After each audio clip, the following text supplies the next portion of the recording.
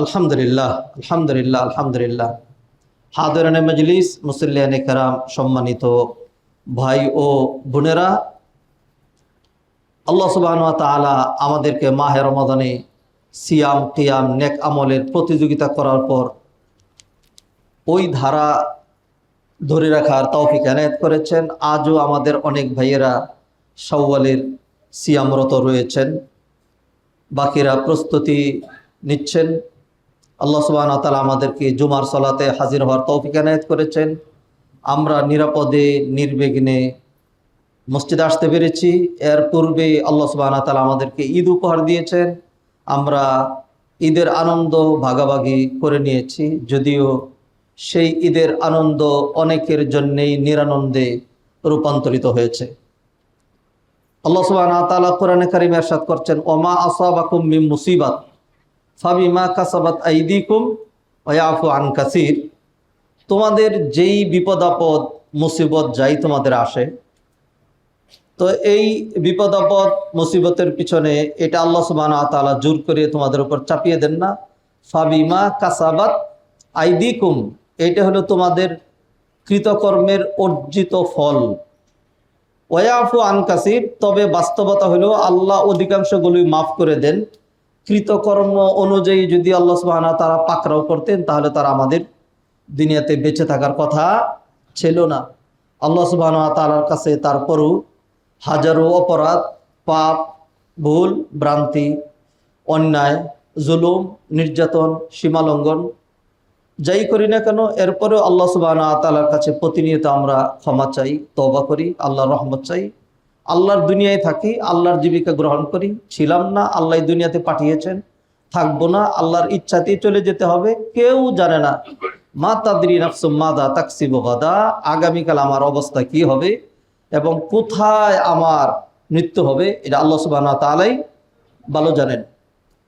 তবে অনেক বাহ্যিক কল্যাণের পিছনেও অকল্যাণ থাকে, আবার অনেক নেগেটিভ অনেক কিছু আমাদের কাছে মনে হয় যেটা খারাপ, কিন্তু এর পিছনে আল্লাহ সুবহানাহু ওয়া তাআলার অনেক ভালো প্ল্যানও থাকে। আল্লাহ সুবহানাহু ওয়া তাআলা বলছেন, আসা আন তাকরাহু শাইআন, তোমাদের অনেক সময় এমন অনেক জিনিস তোমাদের কাছে অপছন্দনীয় মনে হয়, মেনে নিতে কষ্ট হয়।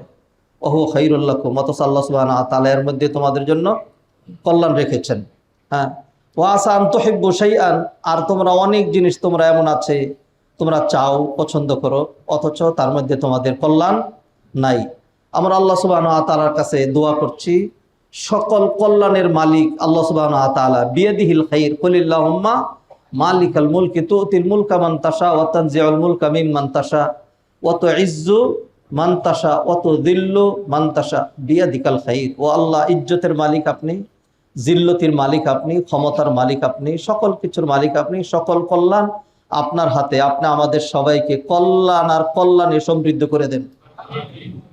হাদিরানে মজলিস, সম্মানিত ভাই ও বোনেরা, জানি না আপনাদের অভিব্যক্তি অথবা আপনাদের মতামত, ওপিনিয়ন কি জানা নাই। আমি খুবই একটা বিষয়ে মর্মাহত, ভেঙে পড়ছি এই জন্য যে এবারের ঈদের পূর্ব থেকে ঈদের পরে এই যে দুর্ঘটনা, মৃত্যু একের পর এক আমাকে খুব ভাবিয়ে তুলেছে। ইতিপূর্বের কোনো ঈদে এরকম ঢালাও এত বড় বড় এত দুর্ঘটনা, সকল ঈদে ঈদ ছাড়াও দুর্ঘটনা ঘটে। দুর্ঘটনার একটা নেচার আছে, এটা তো কন্টিনিউ চলতেই থাকে। এটা শুধু যে আমাদের দেশে তা নয়, এটা যে শুধু আমি সরকারকে দায়ী করব, জনগণকে দায়ী করব, বিষয়টা এরকম না। সমস্ত সারা বিশ্বের উন্নত কান্ট্রি সহ পৃথিবীর সমস্ত জায়গাতে দুর্ঘটনা ঘটে। তো এইবারের ঈদে, ঈদের আগ থেকে ঈদের পরে আমরা যেইভাবে আমাদের দেশের দুর্ঘটনা দেখছি, ভাবিয়ে তুলছে, আমাদেরকে ভাবা উচিত। কারণ হলো, আপনি যেটি মনে করেন যে এভরিথিং ন্যাচারাল, তো আপনি ন্যাচারাল বলতে যদি এইটা বুঝান যে প্রাকৃতিকভাবে এমনি স্বভাবসিদ্ধ এটি ঘটতে থাকে, মানুষ আসে মানুষ যাচ্ছে, এইটাই যদি হয় তাহলে তো সেটা জানুয়ারি ক্যালকুলেশন, ওইটা আনোয়ারি ক্যালকুলেশন নয়। আমাকে আপনাকে এর নেপথ্যে ভেবে দেখতে হবে কোরআন সুন্নাহ আল্লাহ সুবহানাহু ওয়া তাআলা কি দিক নির্দেশনা দিয়েছেন। আল্লাহ সুবহানাহু ওয়া তাআলা বলছেন, যহারাল ফাসাদু ফিল বাররি ওয়াল বাহরি বিমা কাসাবাত আইদিন নাস, মানুষের স্থলভাগে যেই বিপদ ঘটেছে অথবা জলভাগে যেই বিপদ ঘটেছে, বিমা কাসাবাত আইদিন নাস, এটা মানুষের কৃতকর্মের ফলে। লিউযিকাহুম বাদাল্লাযী আমিলু, অল্প কিছু নমুনা আল্লাহ সুবহানাহু ওয়া তাআলা দেখান, কেন? মানুষ যেন আল্লাহর দিকে ফিরে আসে। আসুন, আল্লাহ সুবহানাহু ওয়া তাআলা যেই মহৎ লক্ষ্যে আমাদেরকে বিপদ আপদ দিয়েছেন, আমরা সেই লক্ষ্যকে সামনে রেখে আল্লাহর কাছে তওবা করি, ও আল্লাহ, তোমার দরবার ছাড়া আমাদের আর কোনো দরবার নাই, আমাদের পলায়নের আর কোনো জায়গা নেই, তোমার কাছেই পলায়ন করছি, তোমার কাছেই ফিরে আসছি। তোমার দয়া, তোমার রহমত, তোমার অনুগ্রহ, তোমার অনুকম্পা, তোমার ক্ষমা ছাড়া আমাদের এক মুহূর্ত বেঁচে থাকার, নিরাপদ থাকার কোনো উপায় নাই। তোমার কাছে আমরা দোয়া করছি, আল্লাহ মাহফাজনা মিন কুল্লি বালা ইদ্দুনিয়া ও আদাবিল আখিরা। ও আল্লাহ, আপনি আমাদেরকে হেফাজত করুন দুনিয়ার যাবতীয় বিপদ আপদ থেকে এবং দুনিয়া আখিরাতের আযাব থেকে। আল্লাহুম্মা আমিন। হাদিরিনে মজলিস, সম্মানিত ভাই বোনেরা, মাহে রমাদানে নবদম্পতি সবেমাত্র বিবাহ হয়েছে, আত্মীয় স্বজন কত রকম আমোদ ফুর্তি নিয়ে রমাদানেই তারা আত্মীয়তা সুসম্পন্ন করেছে, তারা ঈদ উদযাপন করবে একসাথে। কিন্তু আল্লাহ সুবহানাহু ওয়া তাআলা পুরো গাড়ির যা ছিল 14 জন ধরেই একটা অ্যাক্সিডেন্টে বিদায় দিয়ে দিলেন। এটি বাগেরহাটের ঘটনা। আবার ঈদের পরে আমরা দেখলাম যে একটা বাস, এটাকে ডাইরেক্ট মানে পানিতে নামিয়ে দেওয়া হয়েছে। বাসটা একাকে হেঁটে পানিতে চলে গেছে, এই কথা আমি বিশ্বাস করতে চাই না। এটা আমাদের দেশে এরকম গাফলাতিতেই চলে। একটা সেক্টর আছে, এটা একটা বর্বর সেক্টর বলা চলে। একটা সেক্টরকে ধরে কথা বলা এটা অন্যায়, অপরাধ, ক্ষমা চাচ্ছি। কিন্তু আমাদের দেশে আজও ওই সেক্টরটা কালচার্ড, এডুকেটেড অথবা জেন্টাল হতে পারেনি। পরিবহন সেক্টরটা, ওইখানকার হেল্পার, ড্রাইভার এবং এই ধরনের যারা আছে, এরা আমার আপনার জীবন নিরাপত্তা, আমার আপনার টাইম, সময়, আমার আপনার প্রয়োজন সব কিছু নিয়ে এমনভাবে ছিনিমিনি খেলে আমরা তাদের হাতে বন্দী। যদি যেই কাজের পারদর্শী নয়, সে যদি সেই কাজ করতে যায়, তাহলে অনেক সময়ই হিতের জায়গায় বিপরীত হয়ে যায়। যেটা আমাদের দেশে ড্রাইভারগুলো শিখে ড্রাইভার হয় না। সেটার জন্য আমরা যারা নাকি তাদেরকে লাইসেন্স দিই, আমরাও দায়ী। কারণ হলো গাড়ি যায়নি, ড্রাইভার যায়নি, ট্রেনিং দেয়নি, পরীক্ষা দেয়নি, কিচ্ছু দেয়নি, শুধু কিছু টাকা দিয়েছে, তার হাতে লাইসেন্স চলে আসে। আরেকজন পরীক্ষা দিতে গেল, ফেইলের পর ফেইল, বাধ্যতামূলক সে আপনাকে টাকা দিতে বাধ্য। এই ধরনের নরপিশাচ শিক্ষিত যে লোকগুলো, তারাও এর পিছনে দায়ী। আমরা যেগুলো দেখতে পাচ্ছি, ড্রাইভার যে কোনো জায়গায় গিয়ে হেল্পারের হাতে গাড়ি ছেড়ে দিচ্ছে, হেল্পারে একটু একটু ধরে ধরে উস্তাদ উস্তাদ বলতে বলতে শেষমেশ এই ধরনের দুর্ঘটনাগুলো ঘটিয়ে দেয়। একজন ড্রাইভারকে আল্লাহ সুবহানাহু ওয়া তাআলা, এটা সে দুনিয়ার যত অ্যাবসেন্ট মাইন্ডেড হোক, যত অন্যরকম হোক, আমি নিজে একজন ড্রাইভার, আমি সেটা জেনে শুনে বুঝে বলছি। অন্যদিকে কল্পনাও করি না, কোন এলাকা ছাড়িয়ে চলে গেছি, সামনে যখন কিছু আসে তখন কোনো কিছুর আগে আমার পা ব্রেকের মধ্যে পাড়া দেবে, এটাই স্বাভাবিক। কিন্তু যখন একজন অপরিপক্ক ব্যক্তি হয়, তখন তো তার ব্রেকে পাড়া হবে না। যখন দেখবে বিপদ, তখন সে কোনটা রেখেছে কোনটায় পাড়া দিবে। ফলে ব্রেক রেখে এসকেলেটরে পাড়া দেওয়ার পরে গাড়ির গতি আরো বেড়ে যাবে। সাধারণ গতিতে গাড়ি ওই রেলিংকে ক্রস করে ওই পারে চলে যাওয়ার কথা নয়। আল্লাহ সুবহানাহু ওয়া তাআলা এই ঘটনা এইভাবে ফয়সালা করেছেন, ভাগ্যে যেভাবে ছিল, এটা আমি 100% বিশ্বাস করি। কিন্তু এর পিছনে আপনি একজনকে খুন করে বলবেন যে এটা আপনি একজন শায়েখ, আপনি বিশ্বাস করেন না তার ভাগ্য এরকম ছিল? ও মাশাআল্লাহ, এবার আপনাকে চুমা দিব। তার ভাগ্য এটা ছিল, আপনি তাকে হত্যা করেছেন, আর সেইখানে আপনার প্রশংসা করব ভাগ্য দিয়ে? এটার নাম কি ভাগ্য? ভাগ্যকে এইভাবে মানে এইভাবে কলঙ্কিত করার অথবা এইভাবে বিশ্লেষণ করার স্বাধীনতা আল্লাহ সুবহানাহু ওয়া তাআলা আমাদেরকে দেয়নি। আল্লাহ সুবহানাহু ওয়া তাআলা যারা ওই পানিতে পড়ে মারা গেলেন, সবার জন্য দোয়া করছে, আল্লাহ সবাইকে শাহাদাতের মর্যাদা দান করেন, জান্নাতে আলা মাকাম দান করেন। পরিবারের যে ক্ষতি হয়ে গিয়েছে, আল্লাহ সেটা পুষিয়ে দেন। পরিবারকে আল্লাহ সুবহানাহু ওয়া তাআলা ধৈর্য ধারণের তৌফিক এনায়েত করেন। কার কথা কিভাবে বিশ্লেষণ করব? আজকে যদি এই ঘটনায় আমি জড়িত হতাম, আপনি জড়িত হতেন, তাহলে বুঝতেন এই ঘটনার ভয়াবহতা কত বেশি, কতটা কঠিন। ইন্না লিল্লাহি ওয়া ইন্না ইলাইহি রাজিউন। একটা ছোট্ট ছেলে, আল্লাহ তাকে বাঁচিয়ে দিয়েছেন।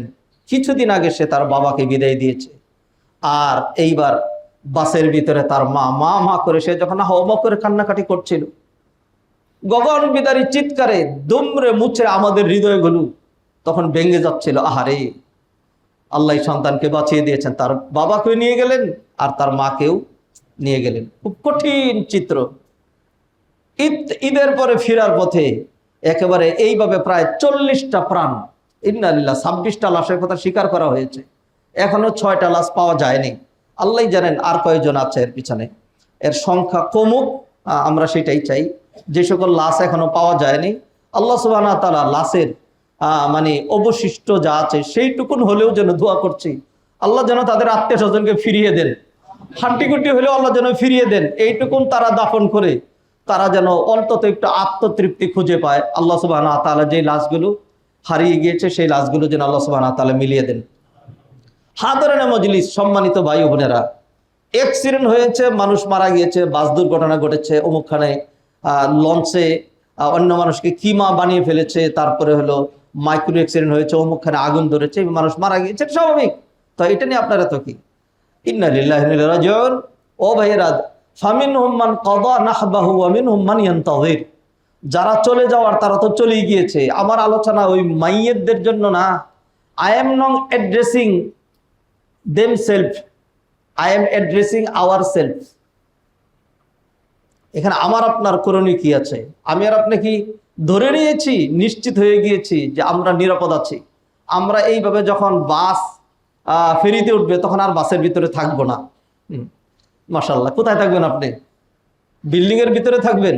আল্লাহ সুবহানাহু ওয়া তাআলা বুঝি বিল্ডিং ডাবাইতে পারেন না? আপনি নিরাপদে থাকবেন, সৈন্য সামন্তের বেষ্টনীর মধ্যে থাকবেন। হ্যাঁ, তো সৈন্য সামন্তে বেষ্টনীর মধ্যে যারা ছিল তারা বুঝি মারা যায়নি? হ্যাঁ, সম্মানিত ভাই বোনেরা, এইখান থেকে আমার আপনার শিক্ষণীয় বিষয় রয়েছে। মাহে রমাদানের পরে স্বভাবত আমরা যে আলোচনাগুলি করি সেটা হলো রমাদান চলে গিয়েছে, রমাদানের শিক্ষা দীক্ষা কিভাবে ধরে রাখা যায়, দিনের উপর কিভাবে অবিচল অটল অনড় দৃঢ় থাকা যায় সেই বিষয়। কিন্তু সমসাময়িক বিষয়ে আমাদেরকে ভাবিয়ে তুলেছে যে এর চাইতে বেশি ইম্পর্টেন্ট বিষয় যেটি আমাদের মনোযোগ দেওয়া দরকার। আল্লাহ সুবহানাহু ওয়া তাআলা বারবার সেই দিকে ইন্ডিকেট করছেন, কখন যে আমার শেষ জমা হয়ে যাবে, কখন যে আপনার শেষ আগমন হয়ে যাবে, কখন যে আপনার ঘর থেকে শেষ বেরিয়ে যাওয়া হয়ে যাবে, কিছুই কি আমার আপনার করণীয় নাই। মাযা ওয়াজিবুনা তিজাহা আল আহওয়াল, তিজাহা আল আহওয়ালের রাহিনা। এই যে সমসাময়িক প্রেক্ষাপট, সেইখানে আমার আপনার করণীয় কি? আমি আপনি কি করব? আমার আপনার কি করা উচিত? ধর্মীয় দৃষ্টিকোণ থেকে, শুধু বৈশ্বিক দৃষ্টিকোণ থেকে নয়। আল্লাহ সুবহানাহু ওয়া তাআলা আমাদেরকে হেদায়েত করুন, আমাদের কলবটাকে জাগ্রত করে দেন। আল্লাহ সুবহানাহু ওয়া তাআলা এই সমস্ত ঘটনা প্রবাহ থেকে শিক্ষা নিয়ে আমরা যেন মৃত্যুর জন্য প্রস্তুত থাকি, সেই কথা আল্লাহ সুবহানাহু ওয়া তাআলা আমাদেরকে জানার, বোঝার, আমলে নিয়ে আসা, প্রতিনিয়ত মনে করার তৌফিক এনায়েত করেন। আল্লাহুম্মা আমিন। হাদরের মজলিস, কোরআনের কিছু আয়াতের অনুবাদ করব, কিছু হাদিস তুলে ধরব, কিছু শিক্ষা তুলে ধরব, তার মধ্যেই আমাদের সময় শেষ হয়ে যাবে। আল্লাহ সুবহানাহু ওয়া তাআলা কোরআনে কারীমের মধ্যে মৃত্যুর কথা অনেক আলোচনা করেছেন। আল্লাহ নিজে মৃত্যুকে একটা মুসিবত বলছেন। মৃত্যুটা যে একটা মুসিবত, এই কথাটা আল্লাহ সুবহানাহু ওয়া তাআলা কোরআনে বলছেন। আল্লাহ সুবহানাহু ওয়া তাআলা বলছেন, ইয়া আইয়ুহাল্লাযীনা আমানু শাহাদাতু বাইনিকুম ইযা হাদারা আহাদাকুমুল মাউতু ফাসাবাত ইন আনতুম দারাবতুম ফিল আরদি ফাসাবাতকুম মুসিবাতুল মাউত। ইন আনতুম দারাবতুম ফিল আরদি, যদি তোমরা জমিনে বের হও, সফরে যাও। ইন আনতুম দারাবতুম ফিল আরদি, আর দরব ফিল আরদ, সফরে যাওয়া। ইন আনতুম দারাবতুম ফিল আরদি ফাসাবাতকুম, যদি তোমরা সফরে বের হও আর তোমাদের কেঁপে বসে মুসিবাতুল মাউত, মৃত্যুর বিপদ। তাইলে মৃত্যু একটা বিপদ, এটি আল্লাহ সুবহানাহু ওয়া তাআলা কোরআনে বললেন। বিপদ এটা একাধারে বিপদ, আবার একাধারে নিয়ামত। মৃত্যুটা, মৃত্যুর যেই রং, মৃত্যুর যেই কালচার অথবা মৃত্যুর যে বাস্তবতা, এটাকে আমার আপনার বোঝা দরকার। মৃত্যু এমন এক বিষয় যেটা চির অবধারিত। যেমন কোরআনে আল্লাহ বললেন, কুল্লু নাফসিন যায়িকাতুল মাউত, নফস মাত্রই মৃত্যুর স্বাদ আস্বাদন করতে হবে। এই নফসগুলো আমি আর আপনি ছিলাম না দুনিয়াতে, অতএব লজিক যা বলে যেটি ছিল না সেটা থাকবেও না, যা ছিল তা থাকবে। ছিলেন আল্লাহ সুবহানাহু ওয়া তাআলা, থাকবেনও আল্লাহ সুবহানাহু ওয়া তাআলা। এছাড়া যা আছে কুল্লু মান আলাইহা ফান ওয়া ইয়াবকা ওয়াজহু রাব্বিকা যুল জালালি ওয়াল ইকরাম, সকল কিছু ধ্বংস হবে, শুধুমাত্র আল্লাহ সুবহানাহু ওয়া তাআলাই থাকবেন। তাহলে মৃত্যুর একটা নেচার আমরা বুঝলাম যে এটা চির অবধারিত। অনেক মানুষ খুব তাকওয়া পরহেজগারি দিনদারি আমরা এইভাবে দেখানোর চেষ্টা করি যে সে কি বলেন মৃত্যু বিশ্বাস করি। আসলে মৃত্যু বিশ্বাস করা কাকে বলে? বাপদাদা মারা গেছে আমিও মারা যাব, এইটা বিশ্বাস করি, এটার নাম বিশ্বাস? এটাকে বিশ্বাস বলে? এটাকে হিন্দু মানে না, এটাকে পাগলে মানে না, এটাকে ছাগলে মানে না। দুনিয়ার এমন কেউ নাই যেই কথাটা মনে করে না যে সে মারা যাবে। এটার নাম কি বিশ্বাস বলে? এটাকে, এটার নাম তো বিশ্বাস না। বিশ্বাস কোনটা? আপনি যদি সত্যি মনে করেন আপনি মারা যাবেন, দুনিয়াতে থাকবেন না, তাহলে আপনাকে সেই মারা যাওয়ার জন্য সচেতন হওয়া, প্রস্তুতি গ্রহণ করা, মৃত্যু পরবর্তী জীবনের জন্য কিছু সঞ্চয় করা এবং পরকালীন জীবন যেন সুখ হয় সেই জন্য যদি আমল করেন, তাহলে এটার নাম হলো বিশ্বাস। আর যদি দেখা যায় যে হ্যাঁ মারা গেছে আমিও মারা যাব, হ্যাঁ, তা নাস্তিকও তো এই কথা বলে যে আমি মারা যাব। নাস্তিক তো সব বিষয়ে নাস্তিক না। যাদেরকে আমরা নাস্তিক বলি তো সে সব বিষয়ে কিনা নাস্তিক না, সেও এই কথা মানে যে আমি মারা যাব। এইটার নাম কিন্তু বিশ্বাস নয়। বিশ্বাস হইল বাস্তবে যেটা আমরা বলি বৃক্ষ তোমার নাম কি, ফলে পরিচয়। আমার আপনার অ্যাক্টিভিটিস, কর্মকাণ্ড, চালচলন, বিহেভিয়ার, কন্ডাক্ট, ইবাদত, ওয়ারশিপ, জিকির আজকার, তেলাওয়াতুল কোরআন, দান সদকা ইত্যাদি আমাকে আপনাকে লাইফস্টাইল এইটা বলে দিবে যে আমরা কি আসলেই সত্যি মৃত্যুকে বিশ্বাস করি নাকি বিশ্বাস করি না।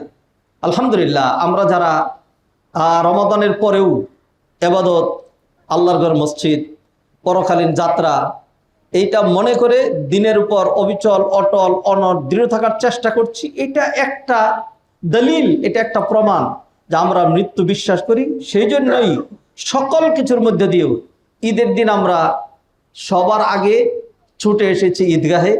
আগে আল্লাহকে সেজদা দিতে হবে, তারপরে অন্য কথা।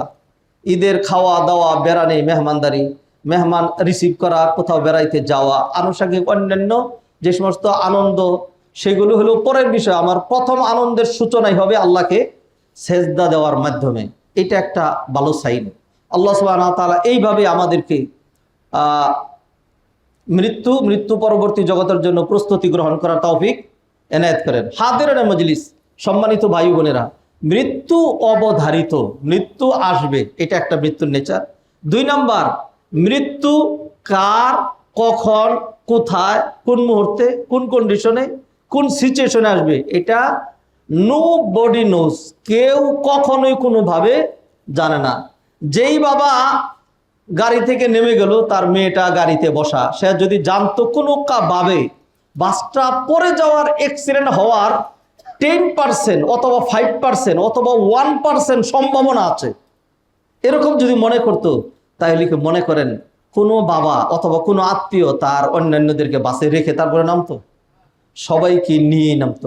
1%ও, হ্যাঁ 0.1% কারো কোনো সংশয় ছিল না যে এই বাস অ্যাক্সিডেন্ট হয়ে যাবে, এই চিন্তাও তাদের মাথায় আসেনি। 100% ঘটনা কিন্তু ঘটে গিয়েছে, কারোই জানা ছিল না। যদি এরকম হতো তাহলে যেই স্বামী দেশে আবার ঢাকায় আসছে, সে তার স্ত্রী তার বাচ্চাকে নিয়ে আসতো না।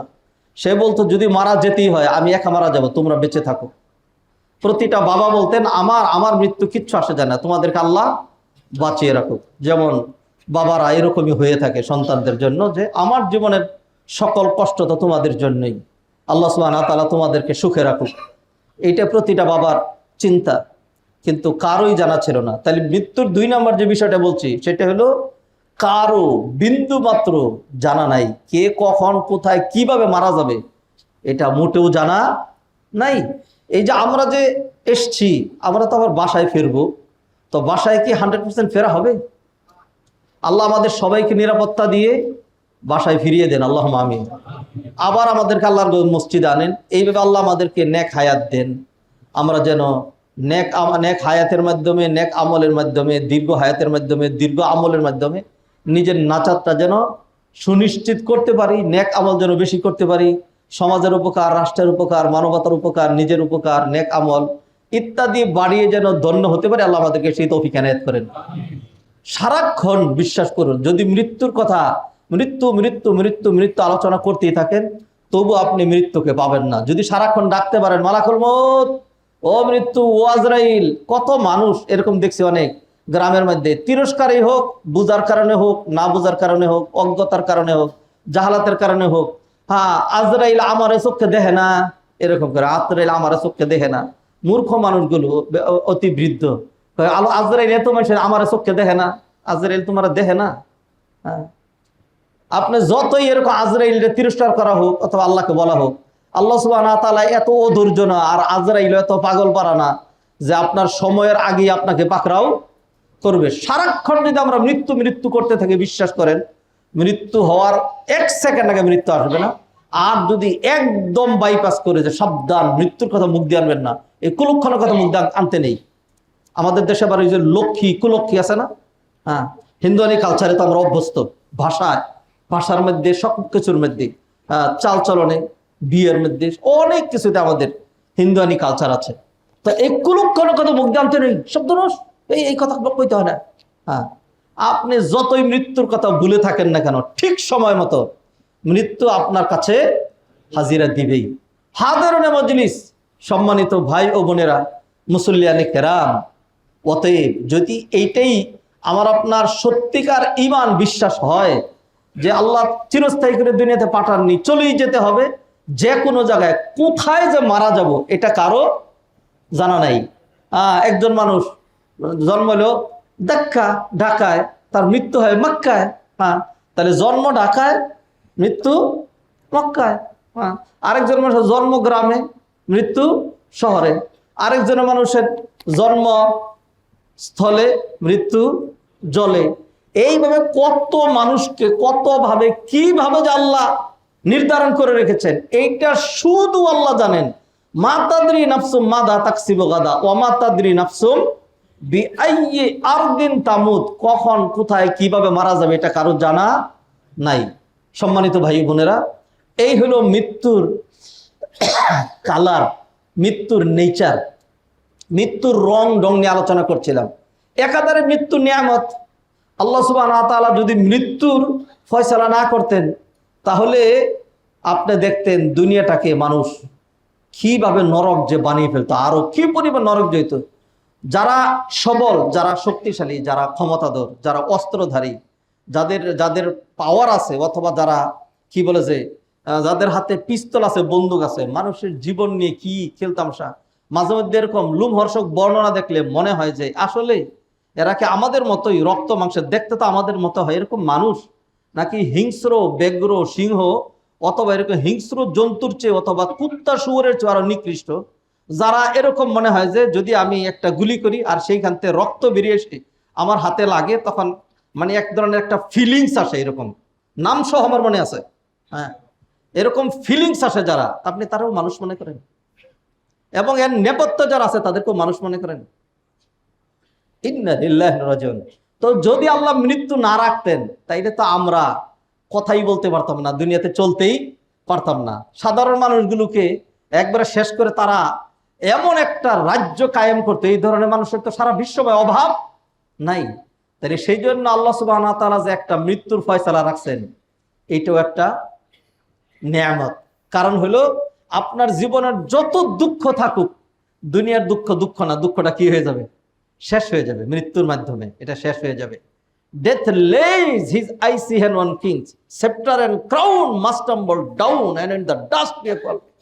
রাজমুকুট, রাজদণ্ড, ক্ষমতায় আপনি দম্ভ করছেন, এটাও তো শেষ হয়েই যাবে। বহু মানুষই, ধরেন আমরাই তো লাইফস্টাইলটা এখন এরকম কেন, ওই যে মৃত্যু আছে। আর যদি মৃত্যু না থাকতো, তাইলে তো নিজের দুনিয়াটাকে অন্যভাবে কল্পনা করে আর কি করা যায়, কত এনজয়, কত ফিলিংস, কত চাহিদা, কত অর্জন।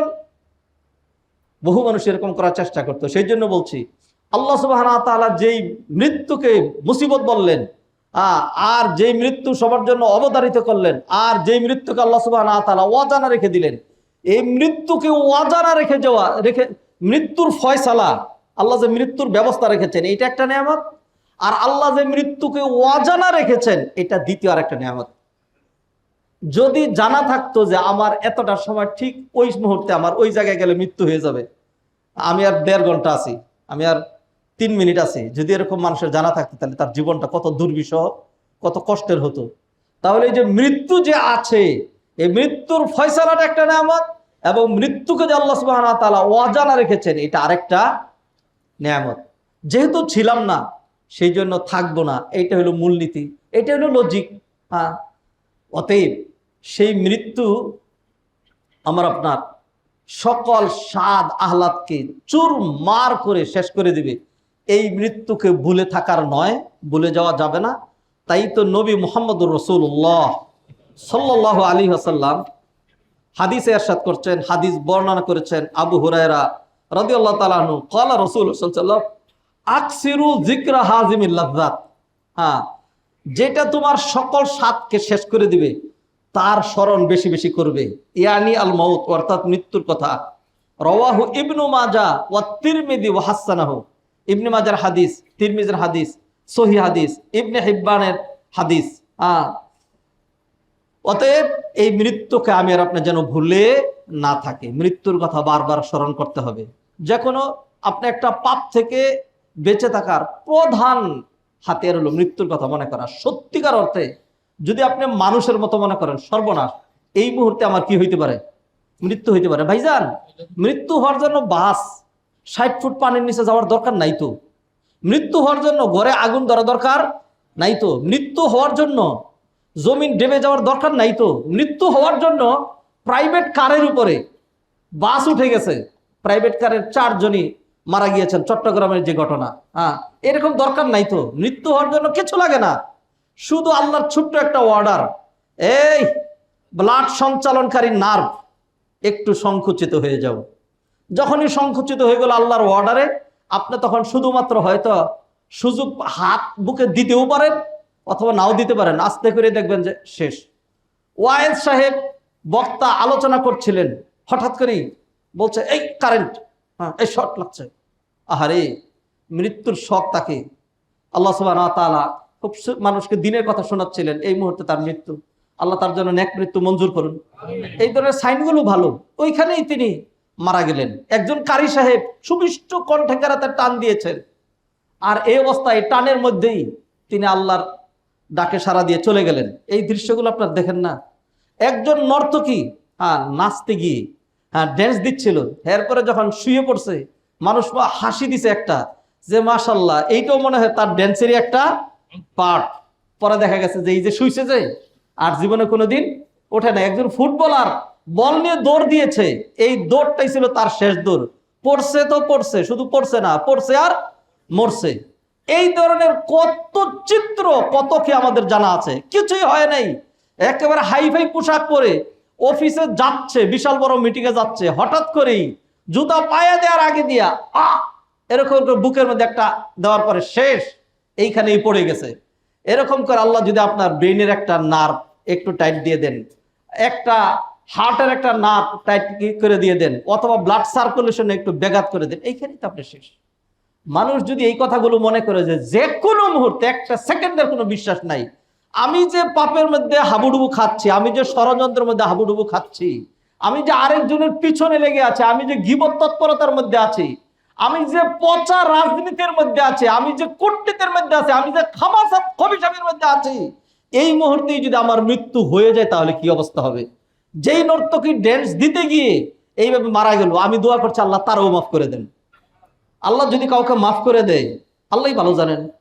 আমি তো এমন কথা বলি যে আল্লাহ সুবহানাহু ওয়া তাআলা যদি একজন মুশরিক হিন্দুরেও মাফ করে দেয়, আমার কোনো আপত্তি নাই, আমি তাতেও খুশি। আল্লাহ বলছেন তাদেরকে মাফ করবেন না, কিন্তু আমি তাতেও খুশি। এই দৃষ্টতা তো দেখানো সম্ভব নয় যে আল্লাহ যদি কাউকে মাফ করে জান্নাতে দেয়, তাহলে আমি জান্নাতে যাব না জাহান্নামে যাব। এই কথা তো আমার পক্ষে বলা সম্ভব নয়। ইন্না লিল্লাহি ওয়া ইন্না ইলাইহি রাজিউন। আল্লাহ কখন কোন কথায় কাকে পাকড়াও করে ফেলবে এটা আল্লাহ সুবহানাহু ওয়া তাআলা ভালো জানেন। এত প্রান্তিক, এত এক্সট্রিম, এত বেশি বোঝা, এত কেন এরকম হয়ে যান? একদিকে সমর্থন, যে একদিকে বিরুদ্ধাচরণ, যে আরেকদিকে সমর্থন হয়ে যায়, তাও কিন্তু চিন্তা করেন। হ্যাঁ, কথাবার্তা সাবধানে করেন, চেক এন্ড ব্যালেন্স রক্ষা করে বলেন। হ্যাঁ, প্রতিটা কথার জন্য কিন্তু আপনি আল্লাহর কাঠগড়ায়, হ্যাঁ, আল্লাহর কাঠগড়ায় আপনি কিন্তু দাঁড়াতে হবে, হিসাব দিতে হবে। এক সাহাবী নবীজিকে জিজ্ঞাসা করছিলেন, ইয়া রাসূলুল্লাহ, আমরা যা বলি এটার জন্য কি আওয়ানাহানু মুআখাযুনা বিমা নাকুল, আমরা যা বলি এটার জন্য পাকড়াও করা হবে? নবীজি বললেন, সাকিলাত কাউমুক, মানে আহাম্মক থাকার বলে কি? হ্যাঁ, ওয়াহাল ইয়াকুব্বুন নাস আলা মানাখিরিহিম ইল্লা হাসাদি আলসিনাতিহিম, মানুষকে যে তার নাকের ডগার উপরে শেষরাইতে জাহান্নামে নিক্ষেপ করবে, এটা আর কিচ্ছু না, এটা হলো তার জবানের কর্তৃত্ব ফসল। অর্থাৎ সে মুখ দিয়ে যা বলছে সে কথাটা খুবই জঘন্য। ইন্না লিল্লাহি ওয়া ইন্না ইলাইহি রাজিউন। হাদরার মজলিস, সম্মানিত ভাই ও বোনেরা, আল্লাহ সুবহানাহু ওয়া তাআলা সবাইকে মাফ করে দেন, আমরা ক্ষমা চাই। আল্লাহ সুবহানাহু ওয়া তাআলা যারা মুশরিক, যাদের আকীদা ঠিক না, আল্লাহ তাদেরকে মাফ করবেন না, এটা আমার আকীদা। কিন্তু সেই জন্য আমি আর আপনার যেন প্রান্তিক না হয়ে যাই। সম্মানিত ভাই ও বোনেরা, আল্লাহ সুবহানাহু ওয়া তাআলা মৃত্যুকে এমন ভাবে নির্ধারণ করে রেখেছেন, এইটাকে উপেক্ষা করার আমার আপনার কোনো শক্তি, সামর্থ্য, কোনো সাধ্য নাই। এই জন্য আমার আপনার সদা সর্বদা মৃত্যুর জন্য প্রস্তুত থাকতে হবে। মৃত্যুটাকে সবসময় বেশি বেশি স্মরণ করতে হবে। এই বেশি বেশি স্মরণ, এইটাই আমাকে আপনাকে পাপের পথ থেকে বাঁচিয়ে রাখতে পারে। ধরেন একটা মানুষ যদি ভালো অবস্থায় মারা যায়, মসজিদে এসে, রমাদানে, জুমার দিনে, কোরআন তেলাওয়াতে, উমরায় গিয়ে, কাবা ঘরে, হারাম এলাকার ভিতরে, হজের সময় এহরাম বাঁধা অবস্থায় মারা গেল, এটা একটা ভালো সাইন। কিন্তু আমরা 100% নিশ্চিত না যে আল্লাহ সুবহানাহু ওয়া তাআলা কি করবেন। এটা তো পরবর্তী যে অধ্যায়, সম্পূর্ণ গায়েবী অধ্যায়। আরেকটা লোক একটা খারাপ অবস্থায় মারা গেল, এটা একটা খারাপ সাইন, এটা একটা খারাপ সাইন। কিন্তু এরপরে আল্লাহ সুবহানাহু ওয়া তাআলা তাকে মাফ করে দেওয়ার ক্ষমতা রাখেন, ক্ষমতা রাখেন। কি মনে করেন? এক ব্যক্তি মারা যাওয়ার সময়, এটা বুখারীর হাদিস, তার ছেলেদেরকে জমা করে বলল যে, আমি তোমাদের কিরকম বাবা? বললো যে, আপনার মতো বাবা হই না, আমাদের কোনো মানে প্রাপ্তি অথবা আমাদের কোনো চাহিদা আপনি অপূর্ণাঙ্গ রাখেননি। হ্যাঁ, বললো যে, তাহলে আমি যদি তোমাদেরকে কিছু ওসিয়ত করে রাখবে? বললো যে, বলেন কি? অবশ্যই, অক্ষরে অক্ষরে। বললো যে, তাহলে আমি মারা গেলে আমার আগুন দিয়ে পুরাবে। হ্যাঁ, এটা কি কোনো কথা কইলেন? আপনার আগুন দিয়ে পুরাবো? আগেই তো বলছি। আচ্ছা ঠিক আছে, পুরাইলাম। পুরানোর পরে ভালো করে পুরাইয়া এইবার আমাকে পিস একদম পাউডার বানাবা। ভাইয়েরা ভাগ ভাগ করে নিয়ে সাগর, মরুভূমি, পাহাড় যতটা পারো এমন ভাবে ছড়ায় ছিটিয়ে দিবা, আর যেন কেউ কোনোদিন আমার একসাথে করতে না পারে। এই লোকটাকে কিয়ামতের দিন আল্লাহ সুবহানাহু ওয়া তাআলা একসাথে করে জিজ্ঞাসা করবেন, তুমি কি তোমার ছেলেদেরকে এই ধরনের কথা বলেছিলে? হ্যাঁ বলেছিলাম। কেন বলেছিলে? তখন সে বলবে, ও আল্লাহ, আমার জীবনে আমি যেই পাপ, যে অন্যায়, যেই অপরাধ, যেই গুনাহ, যেই সীমালঙ্ঘন করেছি, আমার জীবন সায়ান্নে আমি ক্যালকুলেশন করে দেখেছি, আপনি যদি আমার একসাথে করতে পারেন, তাহলে আপনি আমার যে আযাবটা, যে শাস্তিটা দিবেন, এটা আমি সহ্য করতে পারবো না। সেই আযাবের ভয়ে আর আপনার ভয়ে আমি এই কথা বলেছিলাম। আল্লাহ সুবহানাহু ওয়া তাআলা মহিয়ান গরিয়ান তো রহিম রহমান, কাউকে মাফ করে দিলে আপনি তাকে প্রশ্ন করবেন, আল্লাহরে তারে কেন মাফ করলেন? আর কাউকে আটকালে আপনার প্রশ্ন করবেন যে, আল্লাহ আপনি আমারে মাফ করলেন না কেন? হু আর ইউ টু আস্ক আল্লাহ সুবহানাহু ওয়া তাআলা? আল্লাহ সুবহানাহু ওয়া তাআলা তার বলবেন, ও তাইলে আমার আযাবের ভয়ে আর আমার ভয়ে, ও ফেরেশতারা যাও তারে মাফ করে জান্নাতে দিয়ে দাও। আল্লাহ সুবহানাহু ওয়া তাআলা কি করবেন? কাউকে সুবহানাল্লাহর জন্য, কাউকে আলহামদুলিল্লাহর জন্য, কাউকে লা ইলাহা ইল্লাল্লাহর জন্য। এই যে আমার কাছে নোটটা দেখতে পাচ্ছেন, যে এই যে পুরান নোট দেখেন, কাগজ দেখা যায় যে আই এম নট স্টাইলিস্ট। হ্যাঁ, এটা 30 বছরের নোট। এর মধ্যে আজকেও নতুন করে নোট করেছি, কালকে রাত্রেও, আজকে ফজরের পরেও, এইখানে বসার পরেও নোট করেছি। যখন মাথায় যেটা আসে কোন হাদিস অনুযায়ী সেটাকে ঢুকাই আপনাদের আলোচনার জন্য। এই যে আলোচনা করছিলাম, এগুলো আছে এখানে। আরো জটিল জটিল অনেক কথা আছে, ধারাবাহিক হয়ে যাবে। হয়তো আগামী সপ্তাহে এটা নিয়ে আলোচনা করবো না। হ্যাঁ, নতুন আমি দেখাইতাম যে ছোট্ট আমলের কারণে আল্লাহ সুবহানাহু ওয়া তাআলা যে বান্দাকে কিভাবে মাফ করে দেন। আসুন এইটাই আগে দেখাই নেই, তারপরে অন্যান্য আলোচনা যাব। আব্দুল্লাহ ইবনে আমর, আল্লাহ রাসূল সাল্লাল্লাহু আলাইহি সাল্লামকে থেকে বর্ণনা করে বলেন, ইউসাহু বিরাজুলিন আন উম্মতি ইয়াউমাল কিয়ামা আলা রুউসিল খালায়েক। পুরো সৃষ্টির ময়দানে, কিয়ামতের মাহশারের ময়দানে এই উম্মতের একজনকে আল্লাহ সুবহানাহু ওয়া তাআলা চিৎকার করে ডাক দেবেন, এই অমুকের ছেলে অমুক এখানে আয়। আনার পরে ফায়ুনশারুলাহু তিসআতু ওয়া তিসউনা সিজিল্লান কুল্লু সিজিল্লিন মাদ্দাল বাসার। তারপরে আল্লাহ তাকে 99টা আমলনামা ধরিয়ে দিবেন। প্রতিটা আমলনামা আপনার দৃষ্টি যত দূর যায়, এই জমিন থেকে আকাশ পর্যন্ত লম্বা, ধর এটা তোর আমলনামা। এই আমলনামার মধ্যে সব শুধু গুনাহ গুনাহ গুনাহ গুনাহ গুনাহ গুনাহ গুনাহ গুনাহ, কবিরা কবিরা কবিরা কবিরা, ও মানে অগণিত গুনাহ। আচ্ছা, এখন এইটা দেখে লোক, সে তো নিজের অবস্থা জানেই। সুম্মা ইয়াকুলুল্লাহু তাবারাকা ওয়া তাআলা, এরপর আল্লাহ সুবহানাহু ওয়া তাআলা আবার তাকে প্রশ্ন করবেন, হাল তুনকিরু মিন হাযা শাইআন, এই যে 99টা আমলনামায় যা যা আছে এর একটাও কি তুই অস্বীকার করস? ফায়াকুলু লা ইয়া রব, সে বলবে না আল্লাহ, আমি অস্বীকার করি না। আল্লাহ আবার বলবেন, আযালামাকা কাতাবাতি আল হাফিজুন ওয়া ইন্না আলাইকুম লাহাফিজিন কিরামান, আমার সুনির্ধারিত লেখকবৃন্দ কিরামান কাতিবিন, তারা কি তোর উপর জুলুম করে কিছু লিখেছে? ফায়াকুলু লা, তখনও বলবে যে না আল্লাহ জুলুম করে নাই। ফায়াকুলু, তখন আল্লাহ বলবেন, বালা ইন্না লাকা ইনদানা হাসানা, এই হলো তোর জীবনের আমলনামা, এইটাই তোর জীবনের আমলনামা। এর বাইরে তোর ছোট্ট একটা হাসানা আছে, হাসানা রব্বানা আতিনা ফিদ দুনিয়া হাসানা, তোর একটা ভালো দিক আছে। ওয়া ইন্নাহু লা যুলমা আলাইকাল ইয়াউম, জেনে রাখ আজকের দিনে আমি আল্লাহ, আমার সব একেবারে লিমানিল মুলকুল ইয়াউম, আজকের রাজত্ব ক্ষমতা কার? সেই জন্য যে আমি জুলুম করব, এক জাররা পরিমাণ কোনো জুলুম হবে না। লা যুলমাল ইয়াউম, আজকে সকল জুলুমের নিষ্পত্তি ঘটানো হবে, কারো উপর এক জাররা পরিমাণ জুলুম করা হবে না। এইবার আল্লাহ সুবহানাহু ওয়া তাআলা ফাতুখরাজু লাহু বিতাকাতুন, তার জন্য একটা কার্ড বের করবেন, কার্ড, বেতাকা, আরবিতে বলে বেতাকা। সৌদি আরবে যারা চাকরি করতে যায় ওদেরকে যে অফিসিয়াল কার্ড দেওয়া হয়, তো বাঙালিরা তো আর বেতাকা বুঝে না, ডাইরেক্ট এরা কয় পতাকা।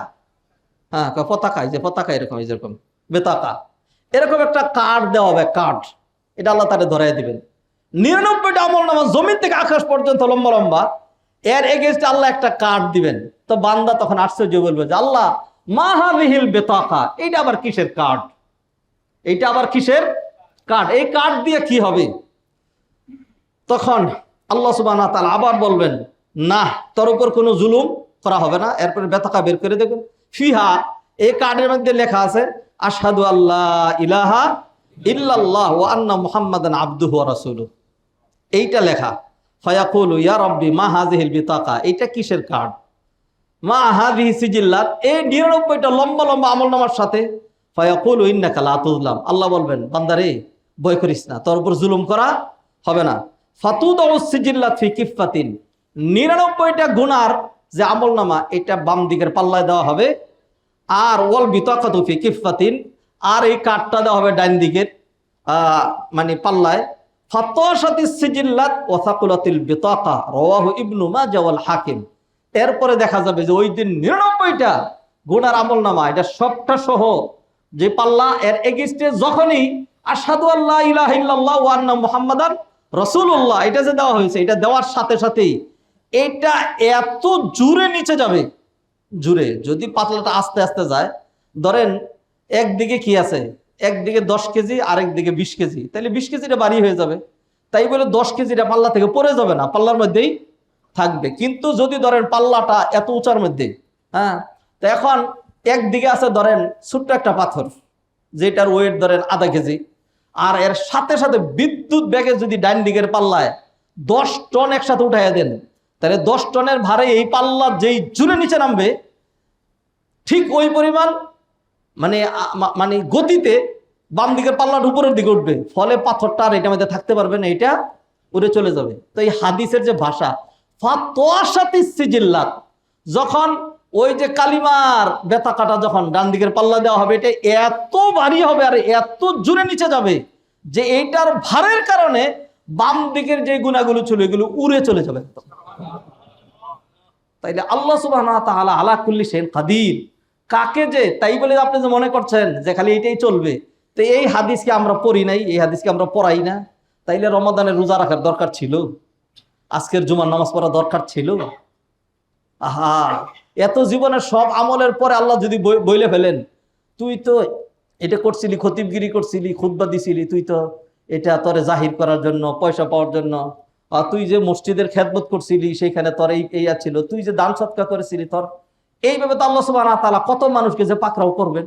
ইন্না লিল্লাহি ওয়া ইন্না ইলাইহি রাজিউন। হাদিরানে মজলিস, জানি না কথা শেষ করতে চাই কিন্তু কথা শেষ হয় না। মৃত্যু নিয়ে আলোচনা শুরু করেছিলাম, একটা আয়াতের উপর যৎসমানে আলোকপাত করেছে, আর কিছুই বলা হলো না।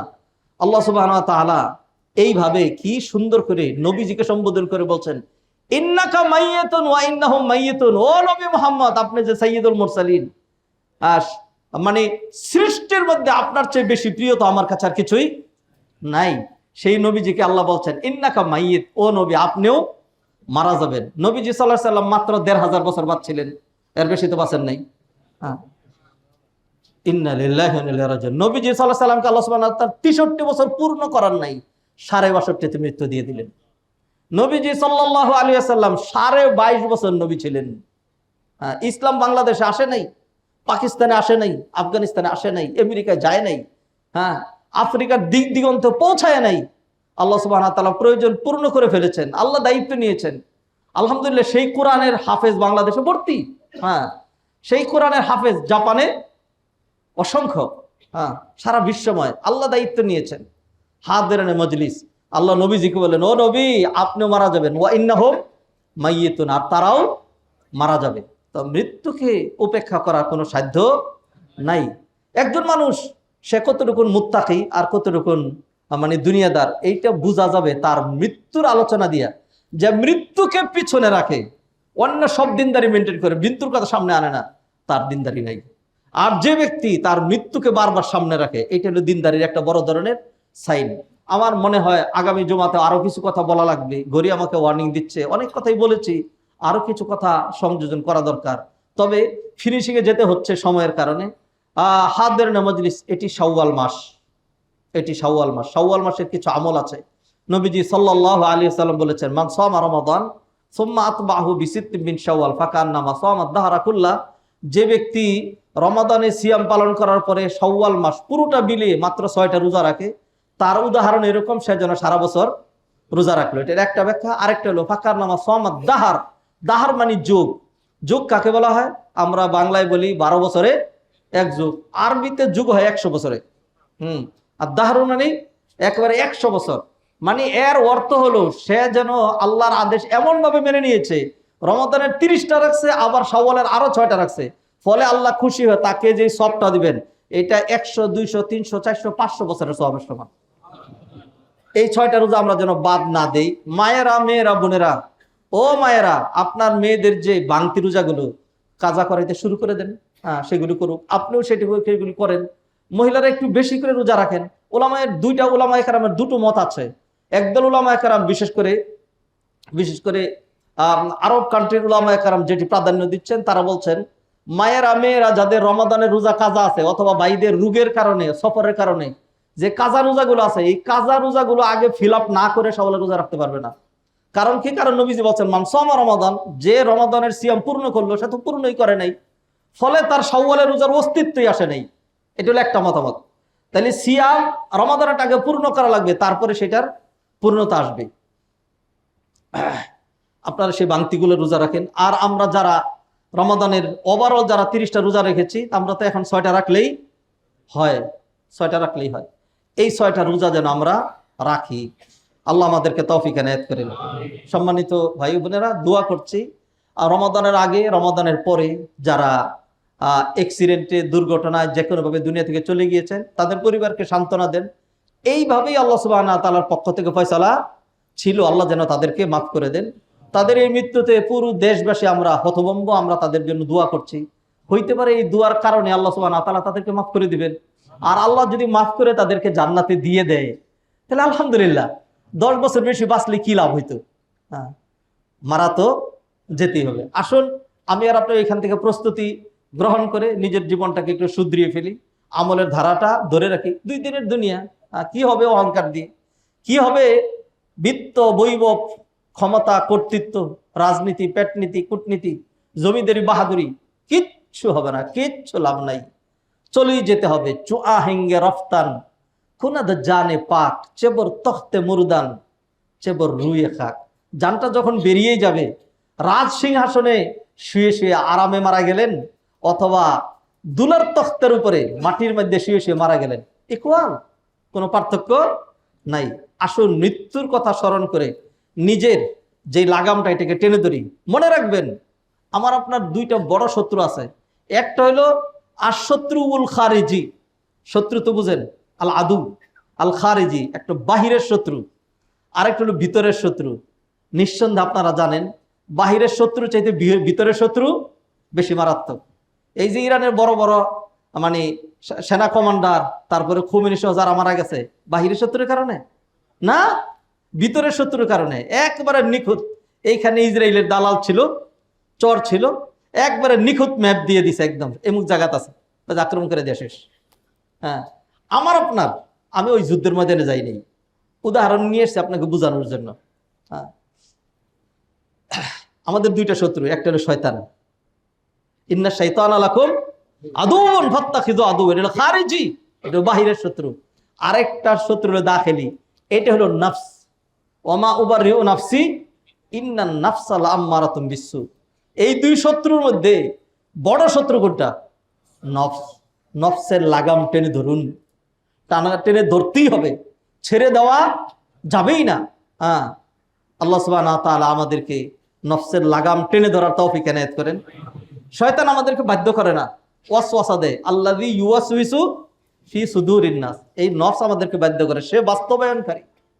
আসুন নিজের নফসের লাগামটাকে টেনে ধরি, মৃত্যুর কথা মনে করি, মৃত্যু নিয়ে আর কিছু আয়াত, কোরআন, কিছু হাদিস।